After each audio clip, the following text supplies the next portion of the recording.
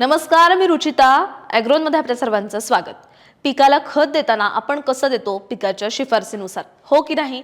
पण पिका एवढाच विचार आपल्याला जमिनीच्या गुणधर्माचाही करायचा असतो. आता तुम्ही म्हणाल, हे काय बुवा, जमिनीच्या गुणधर्मानुसार खत? तर जमिनीचे गुणधर्म वेगवेगळे असतात. गुणधर्म म्हणजे नेमके कोणते? तर जमिनीचा सामू किती आहे, जमिनीचा पोत कसा आहे, जमिनीतला ओलावा किती आहे, तो किती काळ टिकतो, या सर्वांचा विचार करून खत व्यवस्थापन केलं तर फक्त आपल्या जमिनीचं उत्पादन वाढत नाही, तर जमिनीचं आरोग्यही राखलं जातं. पण नेमकं कसं करायचं हे व्यवस्थापन, हेच आपण आजच्या व्हिडिओमधून जाणून घेणार आहोत. त्यामुळे व्हिडिओ शेवटपर्यंत नक्की बघा.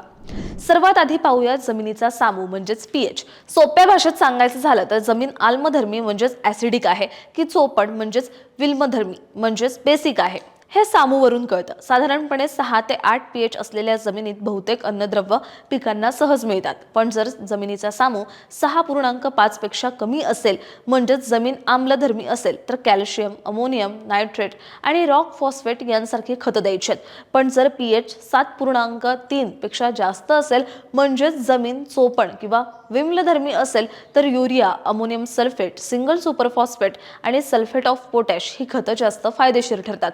कोकणातल्या काही भागात पीएच खूप कमी म्हणजेच 5.5 पेक्षाही कमी असतो. अशा ठिकाणी चुना शेणखतामध्ये मिसळून द्यायचा आहे, तर चोपण जमिनीत जिप्सम शेणखतामध्ये मिसळून द्यायचं आहे. यामुळे जमीन सुधारते आणि खतांची कार्यक्षमताही वाढते.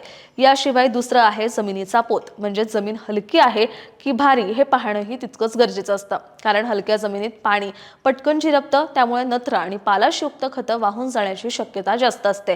म्हणून अशी खतं एकदम न देता विभागून द्यायची आहेत आणि शेतामध्ये युरिया देताना 5 भाग युरिया आणि 1 भाग निंबोळी पेंड द्यायची. असं मिश्रण वापरलं तर नत्र खताचा अपव्यय कमी होतो. तसंच हलक्या जमिनीत सिंगल सुपर फॉस्फेट आणि अमोनियम सल्फेट ही खतंही चांगला प्रतिसाद देतात. या उलट भारी जमिनीत पाणी आणि अन्य द्रव्ये जास्त काळ टिकतात, त्यामुळे संयुक्त नायट्रोफॉस्फेट खत अधिक परिणामकारक ठरतात. तिसरा गुणधर्म आहे मातीची रचना. काही जमिनी भुसभुशीत असतात तर काही घट्ट असतात. जमिनीची घडण चांगली असेल तर अन्नद्रव्य जास्त काळ टिकून राहतात. नदीकाठच्या हलक्या जमिनी किंवा कोकणातील हलक्या जमिनी यामध्ये शेणखत, कंपोस्ट किंवा हिरवळीची खतं वापरणंही फायदेशीर ठरू शकतं.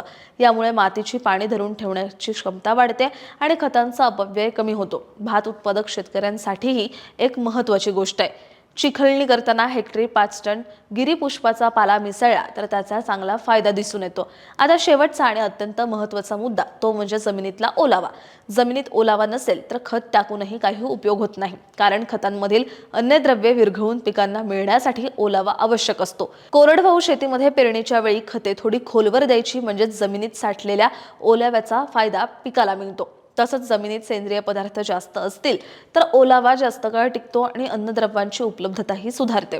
ही माहिती कृषी महाविद्यालय धुळे येथील मृद विज्ञान विभागातील मृदा शास्त्रज्ञ डॉक्टर विक्रांत भालेराव, आंतरराष्ट्रीय मका आणि गहू संशोधन केंद्रातील मृदा शास्त्रज्ञ डॉक्टर शुभम दुर्गुडे आणि कृषी विज्ञान केंद्र धुळे येथील तज्ज्ञ डॉक्टर अतिश पाटील यांनी दिली आहे. तुम्हाला ही माहिती कशी वाटली आणि तुमची जमीन कशा प्रकारची आहे आणि तिच्यानुसार तुम्ही खत व्यवस्थापन करता का, हे आम्हाला कमेंटमध्ये सांगायला विसरू नका.